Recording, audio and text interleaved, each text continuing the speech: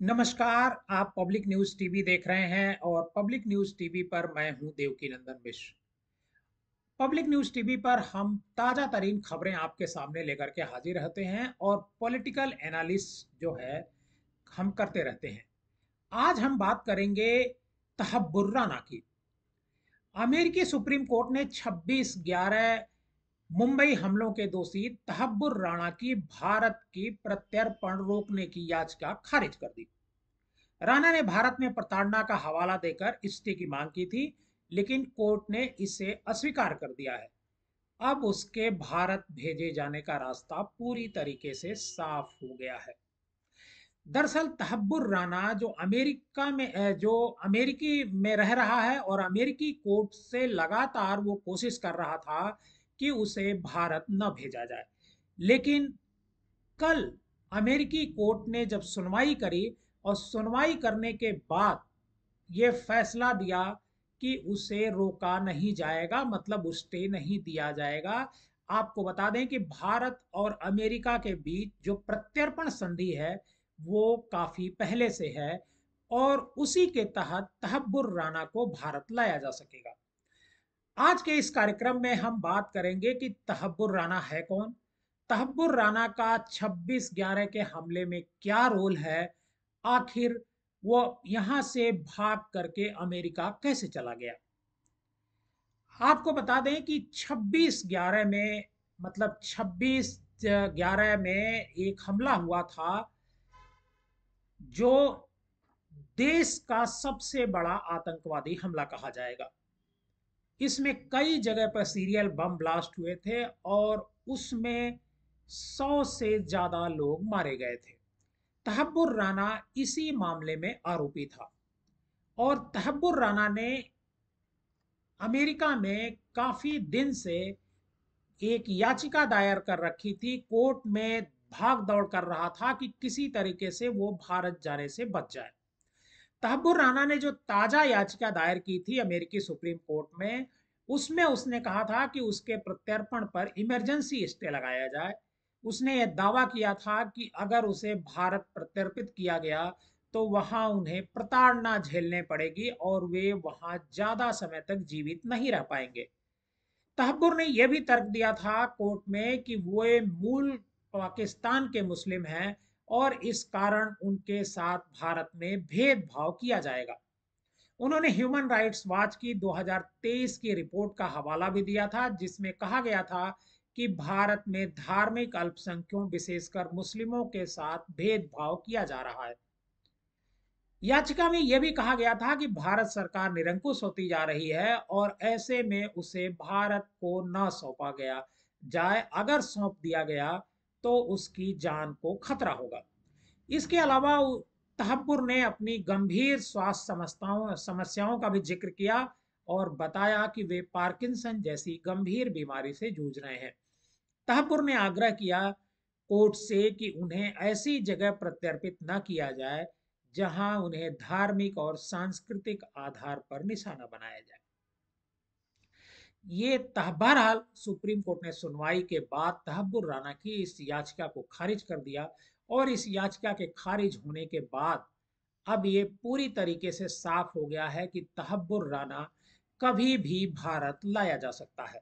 अब हम आपको बताते हैं कि तहब्बुर राना कौन है, उसके बाद हम आपको बताएंगे कि 26/11 मुंबई हमले की जो रात थी वो कैसी थी।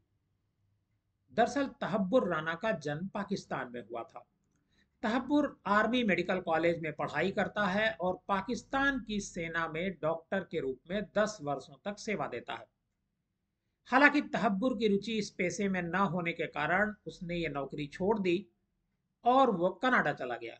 वह कनाडाई नागरिक है, लेकिन हाल के वर्षों में शिकागो अमेरिका में अपने व्यवसाय से जुड़ा रहा है। अदालती दस्तावेजों के अनुसार उसने कनाडा, पाकिस्तान, जर्मनी और इंग्लैंड की यात्राएं की हैं और वहां कुछ समय तक निवास किया है। वह करीब 7 भाषाओं का जानकार बताया जाता है। 2006 से 2008 के बीच तहब्बुर राना ने पाकिस्तान में डेविड हेडली और 3 अन्य लोगों से के साथ मिल करके 26/11 हमले की साजिश रची थी। उसने आतंकवादी संगठन लश्कर ए तैयबा और हरकत उल जिहाद अल इस्लामी की सहायता से मुंबई आतंकी हमले की योजना बनाने और उसे अंजाम देने में मदद किया। इस मामले में मुख्य आरोपी डेविड हेडली ने सरकारी गवाह बनकर अपने बयान दर्ज कराए थे और उस बयान में उसने तहब्बुर राना का नाम लिया था। अब हम आपको बताते हैं कि आखिर 26/11 को हुआ क्या था। दरअसल वो मनहूस रात थी 26 नवंबर 2008 की। भारत की आर्थिक राजधानी मुंबई पर आतंकियों ने कहर बरपाया। इस हमले को नाकाम करने के लिए भारतीय सेना के 50 कमांडो और 200 एनएसजी कमांडो को मुंबई भेजा गया। इसके अलावा सेना की 5 टुकड़ियों को भी तैनात किया गया और 9 सेना को अलर्ट रखा गया। इस हमले में आतंकियों ने Taj hotel, Oberoi hotel, Chhatrapati Shivaji terminal, railway station और नरीमन हाउस समेत कई स्थानों को निशाना बनाया। इस भयावह हमले को रोकने के दौरान मुंबई पुलिस, एटीएस और एनएसजी के 11 बहादुर जवान शहीद हो गए। इन शहीदों में एटीएस प्रमुख Hemant Karkare, ACP Ashok Kamte, ACP Sadanand Date, NSG commando major Sandeep Unnikrishnan, encounter specialist SI Vijay Salaskar, inspector Sushant Sindhe, SI Prakash More, SI Nana Saheb Bhosle, ASI Tukaram Omble के साथ कई वीर शामिल थे। दरअसल 26/11 हमले के बाद तहब्बुर राना और डेविड हेडली के आतंकी साजिश में शामिल होने के सबूत सामने आए। डेविड हेडली ने खुद कबूल किया कि उसने लश्कर ए तैयबा के लिए मुंबई में रेकी की थी और हमले की पूरी साजिश पाकिस्तान में रची गई। तहब्बुर राना भी इस पूरी साजिश को सफल बनाने में अहम भूमिका निभाई। अब अमेरिकी सुप्रीम कोर्ट के फैसले के बाद भारत का रास्ता साफ हो गया है कि वह तहब्बुर राना को प्रत्यर्पित कर अपनी न्यायिक प्रक्रिया पूरी कर सके। भारत सरकार इस मामले में आगे की कार्रवाई जल्द से जल्द करके उसे भारत लाने की तैयारी में है। आपको बता दें कि मुंबई हमले के बाद पूरे देश में आतंकी एक तरीके से दहशत फैल गई थी। लोग काफी दहशत में थे और ये जो हमला था ये पाकिस्तान की खुफिया एजेंसी आईएसआई के इशारे पर किया गया था। तहब्बुर राना के भारत लाए जाने के बाद, उससे पूछताछ होने के बाद यह साफ हो सकेगा कि आखिर तहब्बुर राना और डेविड हेडली ने मुंबई में आतंकी हमले की साजिश कैसे रची। पब्लिक न्यूज टीवी में आज बस इतना ही। हमारे साथ बने रहिए।